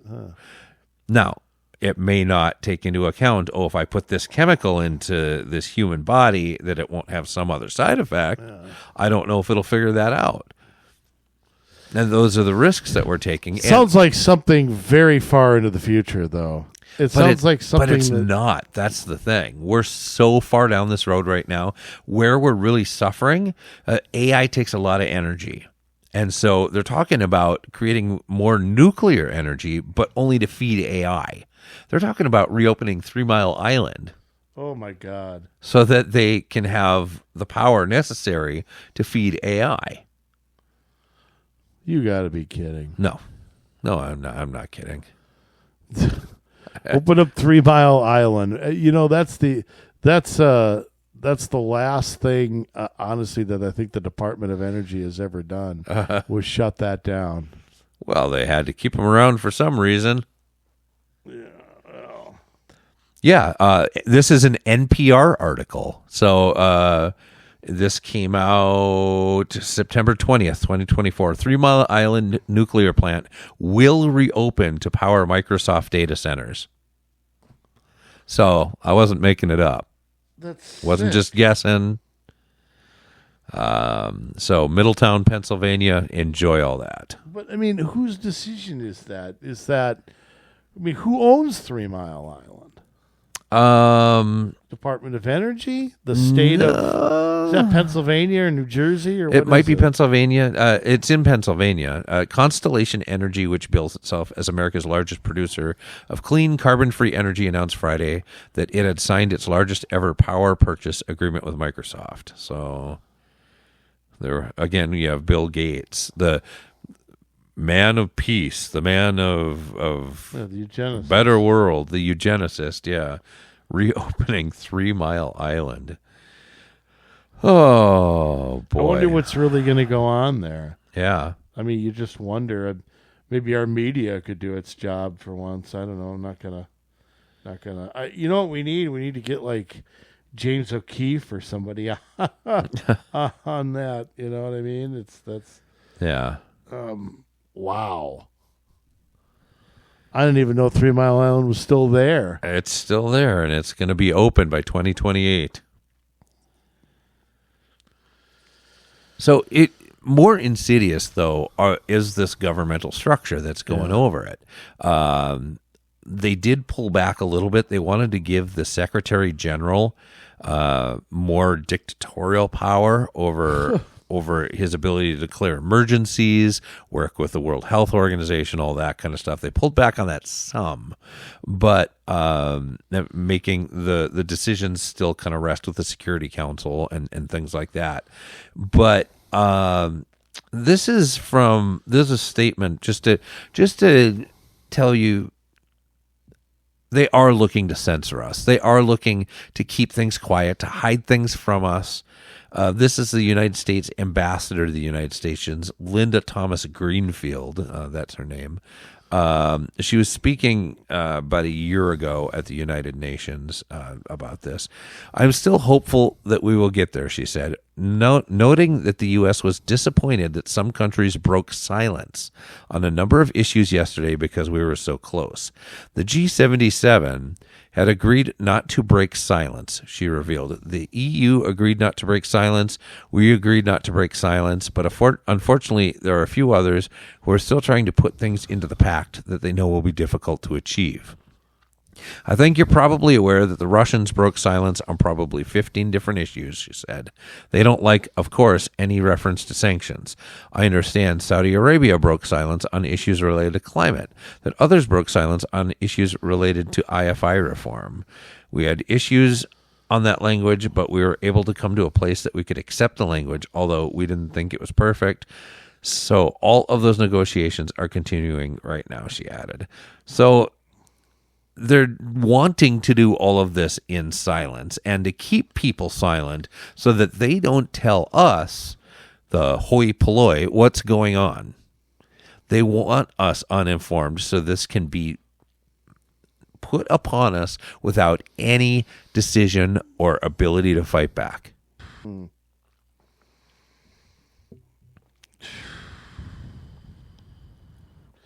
So this is all, again, you're talking about how upset she was about information actually getting out. Yeah. We'd have got this done if it wasn't on. for you pesky countries that didn't agree. Well, we all know that the Biden administration's all for silencing opposition. Absolutely. I mean, that's what misinformation is. Any criticism is just labeled misinformation. Yeah, that's what they do. They're weak, so they have to hide behind that. They can't handle the truth. They can't address the truth. Can't handle open debate. No. So you shut it down by calling it misinformation, disinformation, malinformation. Everybody goes, oh, in a collective gasp, and all of a sudden it shuts the communication down. There's no discussion. Well, we have to have discussion about these things. We can't think everything's a conspiracy theory. We can't think that everything is misinformation just because the government doesn't agree with it. And it's the same people all the time that are clamoring to call misinformation, disinformation, malinformation, and to get their experts in front of the public so that there's no more questioning. And they got the media on their side. They've got the tech companies on their side. By the way, is there something, what can we do to these tech companies? I mean, they keep talking about, the left keeps threatening tech companies with the FEC exceptions and all that. Yes. That, if you say something as part of a news organization, or you allow something on a platform, those are two different things. Right. But what can be done on the other side to say, because again, right now our only hope is to pray for Elon not to get killed. Well, he's probably a target just like Trump. Yeah, as far as social media goes, I mean, yeah, you've got Truth Social, which is less used. It's not just social media. Rumble, It's the search engines and all that right. that are just as important, if not more. Well, we don't have any of those. I mean, DuckDuckGo maybe is neutral. But well, they don't take. They're not as good as. They're not as bad as the other stuff, but they're right. not as well known. But they're not selling our information. Right. Doesn't mean that their algorithms don't pick up certain things or direct certain. I mean, right. I don't know. I don't know the answer to that. That's true. I mean, okay, good that they're not selling my info and not working with Facebook or somebody else. Yeah. But that doesn't mean that they're not putting one article on page 10 and one article on page 1. I'm just saying. Yeah. What Right. we ought to do, and maybe you people in the peanut gallery can do this, is go on DuckDuckGo and Google this UN stuff and see what comes up. They go on Google and Google it, Right. and see what happens. Because I'll tell you, let me read through this on Google for you. If you look up UN Pact for the Future, which is the name of this new fangled thing that they're doing, UN Pact for the Future. And I will just say straight out, the UN and Google got together when this passed and made a deal. Just so you know, the top result. Welcome to the United Nations, Pact for the Future, United Nations Summit of the Future.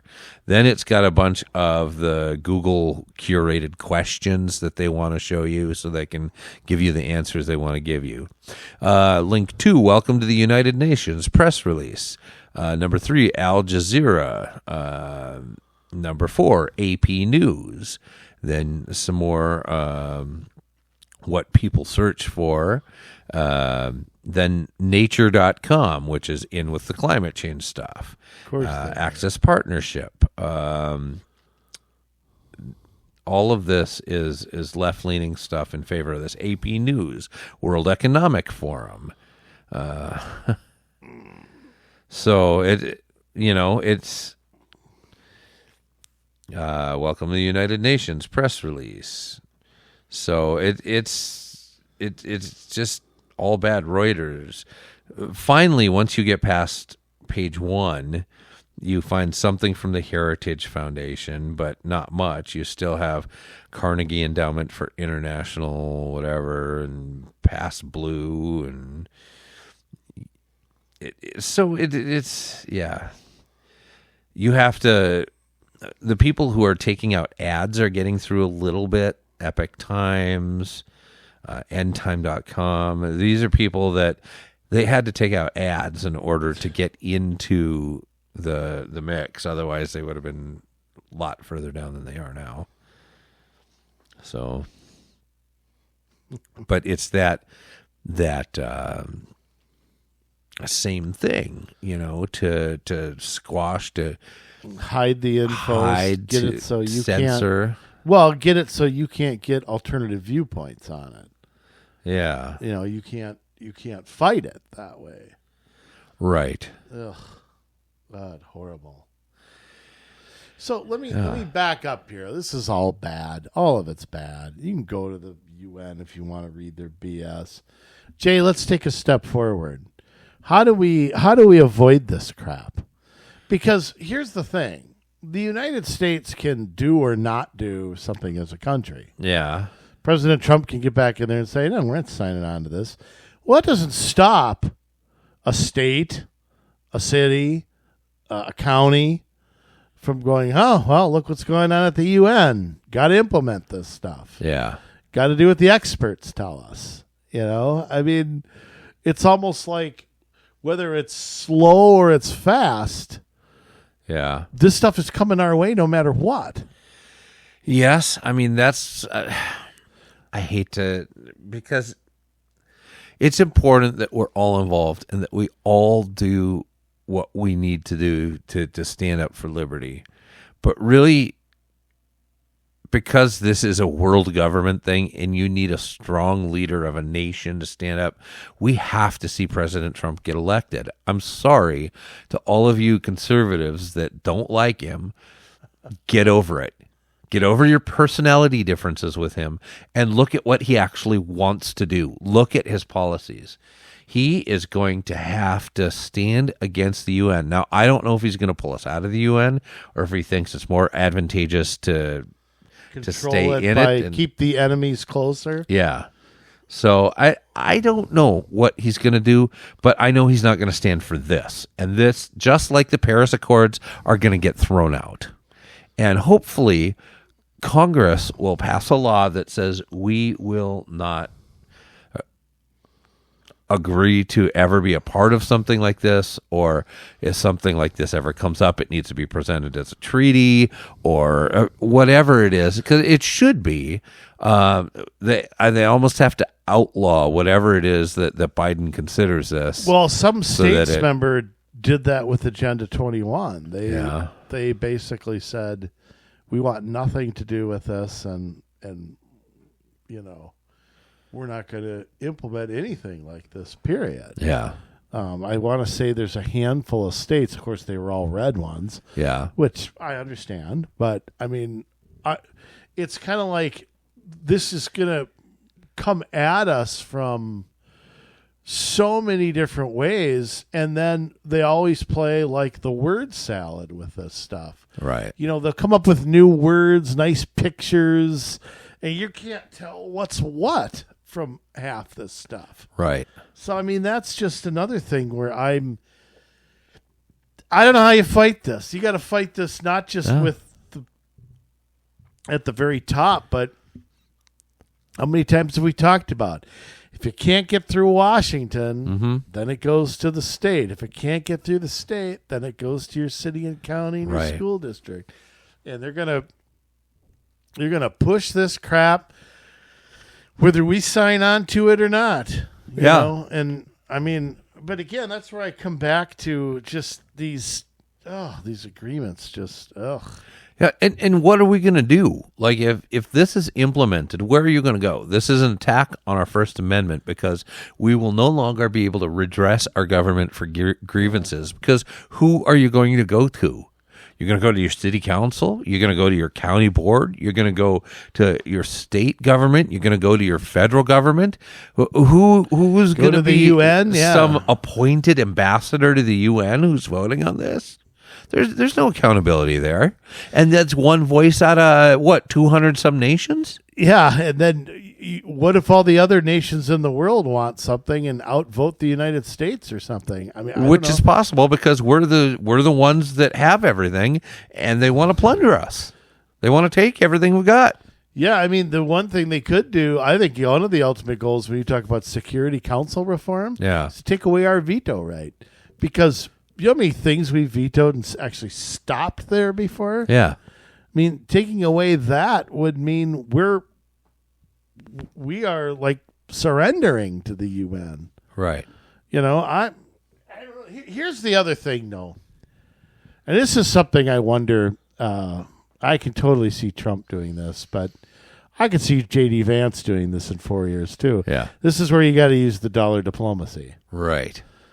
This is where you got to go, all right, I'm not about regime change, but we're going to come out with the better end of the deal here. Yes. And one of the conditions for, us selling goods in your country or something is we're not agreeing to any of this crap, period. Right. And I also think that we need, because it's hard, I hate saying this, it's hard to talk about this stuff at a city council meeting and not get portrayed as a loon. Yes. Not get portrayed as a whack job. Right. What are you talking about? The UN, blah, blah, blah, blah, blah. The 21 stuff. Yeah. And they just don't believe, just don't want to believe it. And it's like, okay, well, they make me sound like a nut. Right. But I'm just reading government documents on their websites. Why am I the crazy guy? I'm trying to sound the alarm. It's the reverse. It's like I'm telling you, there's no tooth fairy, and you think I'm the crazy one for saying that there's no tooth fairy. Yeah, for saying that as a parent, I put money under my child's pillow and they lose a tooth. Oh, you're crazy. There's a tooth fairy. But like I've talked to people before about like green building codes. Yeah. And they keep swearing that there's no such thing. Yet I read word for word from what the Green Building Council says and what's in your city code. How did they become word for word? How did that happen? You just happened to say the same thing in the same way with the same words? Right. Somebody copied it for you. You got it from the League of Minnesota Cities. You got it from somebody else. And you implemented it there. Yep.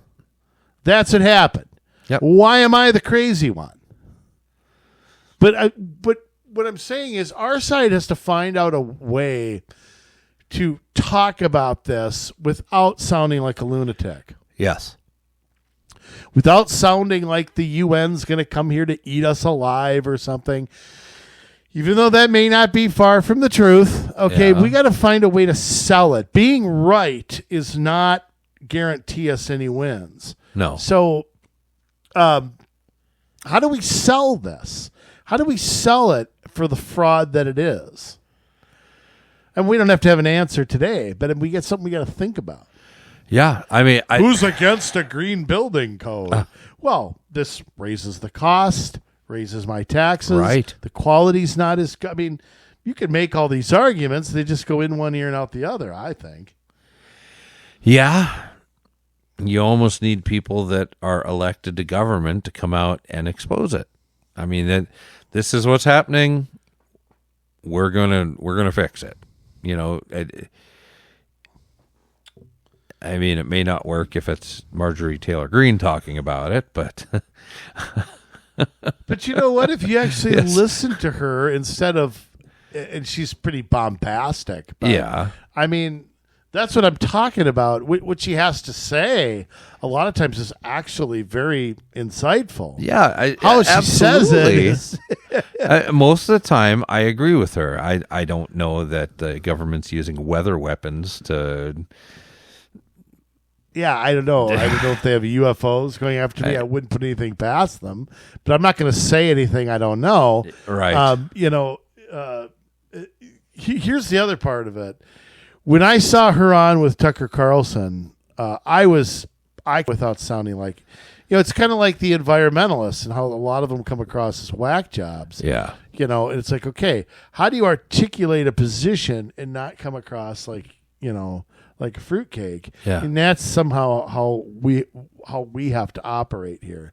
And we have to, be practical about that. I'll tell you what, the thing they don't mention a lot about is a digital dollar. Is that something that's on the back burner now? No, absolutely not. I don't think so. No, and that ties in with all the banking stuff, and you've still got a race between a lot of the central banks that are trying to get that implemented. And I think that to do it, they're going to need some sort of financial emergency. You create one. You create the solution, and then you create the problem so that the reaction brings Can happen. Yeah. Wow. That stinks, because if you look at the calendar, financial meltdowns of some kind, which of course are manipulated by bankers, they don't organically happen. Yeah. We've had them several times in my lifetime. Yeah, and I don't even think they have to cause it, although I think that their policies are going to cause it, whether that's intentional or unintentional, whether it's just they're stupid. Oh, they know what they're doing. They know what they're doing. They're not dumb. Yeah. They know exactly what they're doing. So, I mean, they can play dumb, but if they're that dumb, they shouldn't be there. Right. I mean, we know exactly what they're doing. I mean, they're causing it right now. They've helped in the United States. Monetary policy has helped cause both fiscal and I shouldn't say it's just one or the other, but the monetary policy is making the fiscal policy possible, and the fiscal policy is causing monetary losses because of inflation and the need to print money. I mean, right. It's a merry-go-round of stupidity. And so this is the choice that we're looking at. You have the Keynesian economists that are printing money on demand, that want to go to a digital currency, that they think that that's going to wipe out a lot of our national debt because they'll be able to restructure the currency into a much stronger one, even though that's going to suck the wealth right out of middle America. And then you have Trump, who wants to attack it by creating jobs, by bringing manufacturing back, by getting more fair trade deals. And that's the way we have to do it. Although I will argue that we are at such a dire place that our ability to come back and get that deficit down is so close to being impossible. Trump has to do one other thing, though, yeah. And I hope he does it, and that's reduce the size of government. Oh, he will. Because you can't.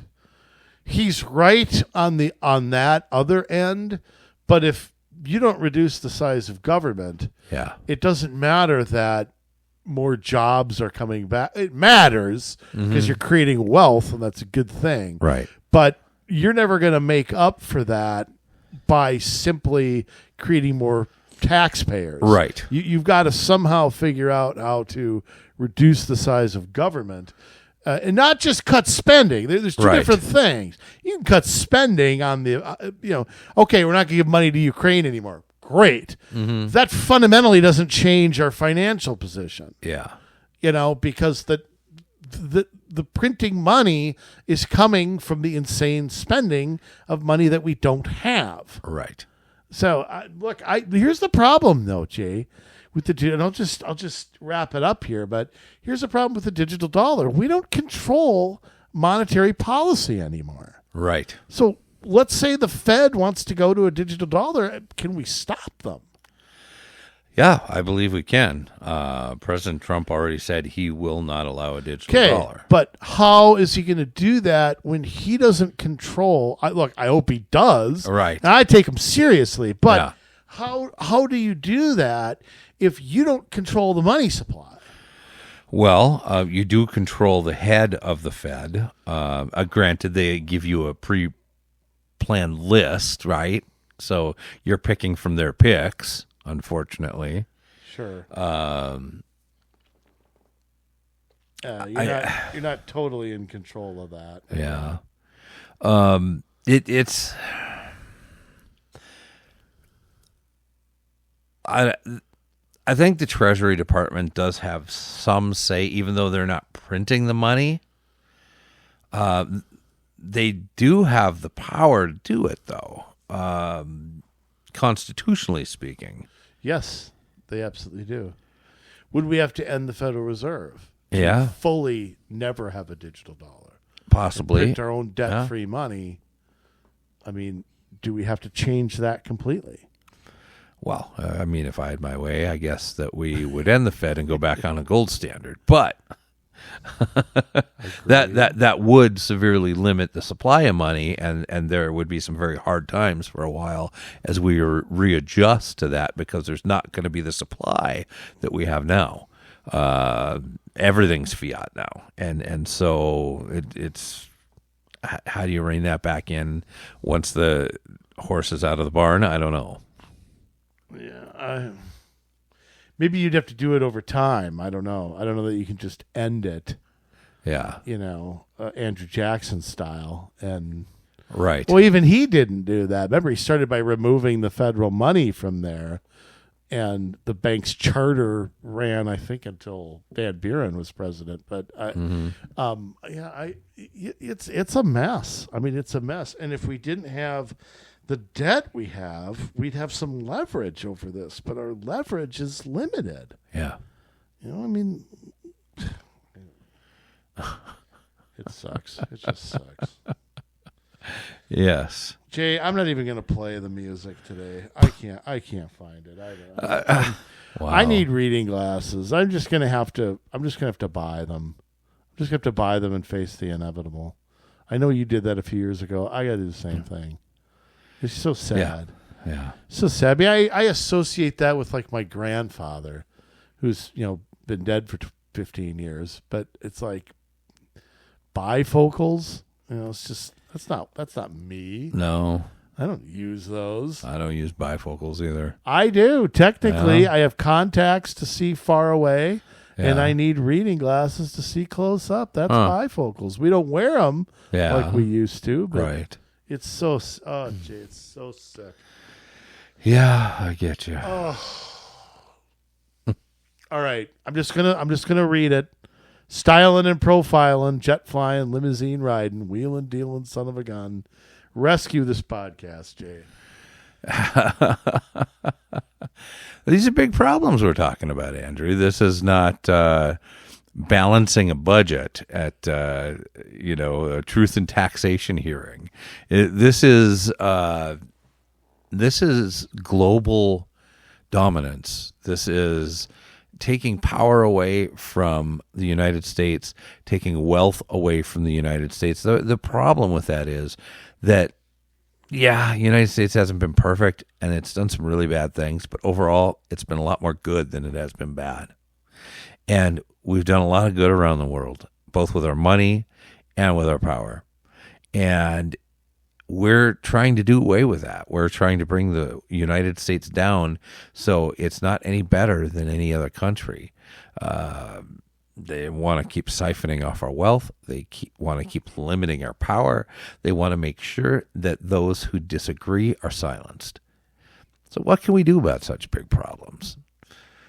We have to be well aware of what's going on.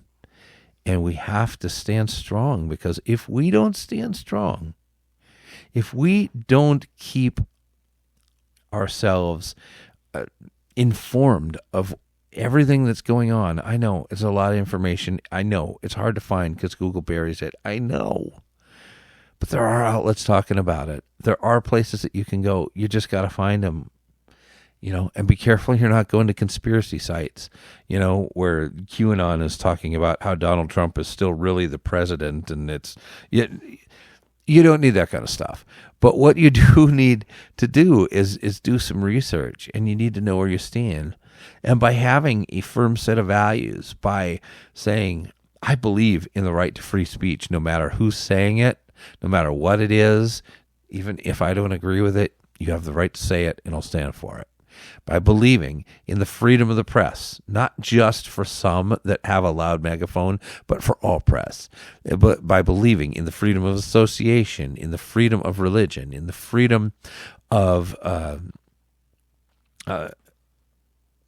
all of our speech, and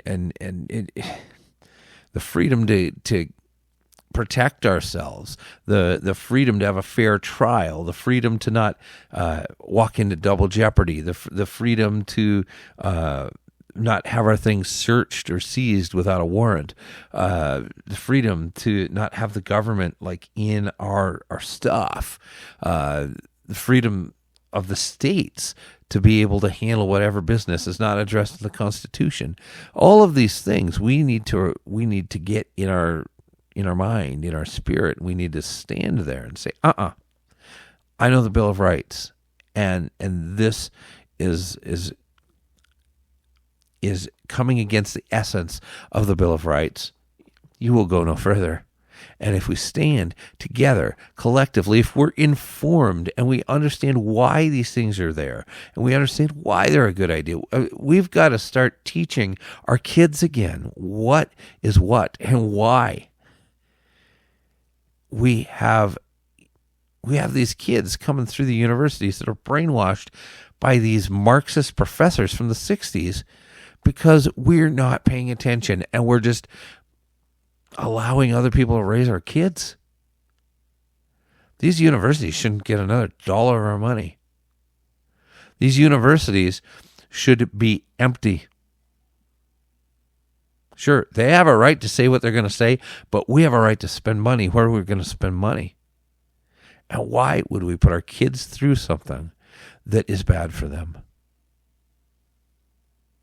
We have to step up, and we have to understand what we're facing today and the severity of it, and we cannot back down. This is where we're at. The time for patriots is now. The time for sacrifice is now. We need you to stand with us. Andrew and I, we're here. We're going to be doing this because we need to stand. The time for us to do this is now. But we need you. We need you to walk with us. We need you to talk with us. We need to stand for what is moral, what is just, what is righteous. If a government is implemented for the good of the people, to keep peace, to create prosperity, or the conditions for prosperity, not to actually give us the money, to give us the things, but to create the conditions where we can achieve it. We have